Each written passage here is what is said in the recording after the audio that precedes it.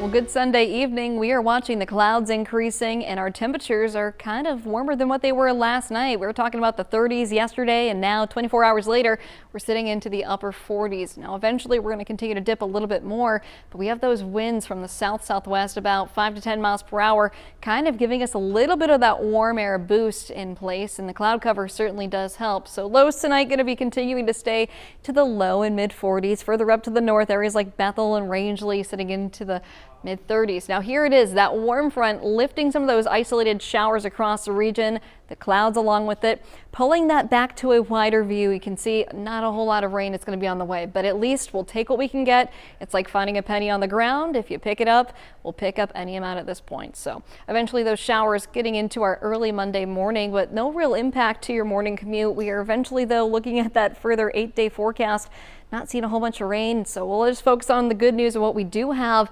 We're going to be rising pretty quickly from the mild temperatures in the mid 40s all the way to the low 60s. The rain chance is also breaking apart, so if you are going out for the parade around 10:30, we should be looking mild. Temperatures continuing to rise, but the winds start to gust. Once that warm front gets out of here, we'll lose the rain.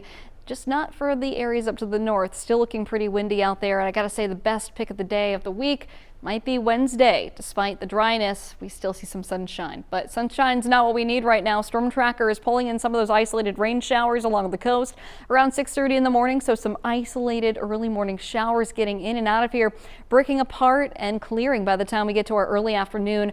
Mostly sunny conditions, but eventually even an isolated shower will be back by the time we get to our early Tuesday morning. So if you have an early morning commute going into your Tuesday, this one's going to come in a little cooler once we had that clearing as we went into early Tuesday morning. Eventually though, isolated snow showers to the north in the White Mountains. That'll be great to get for them. They need some snow. Give the snow guns some help for the ski resorts, but it's not going to last too long.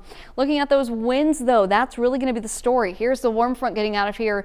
We're talking about winds from the west about 20 miles per hour. That's doable, but then we switch that after that cold front gets out of here.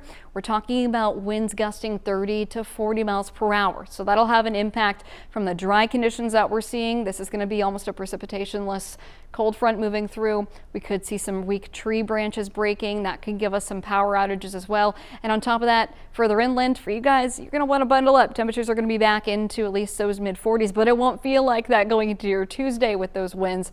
It'll feel more like the 30s. So again, kind of cool out there. Eventually, we do look to clear some stuff out as we go towards our Thursday, Friday.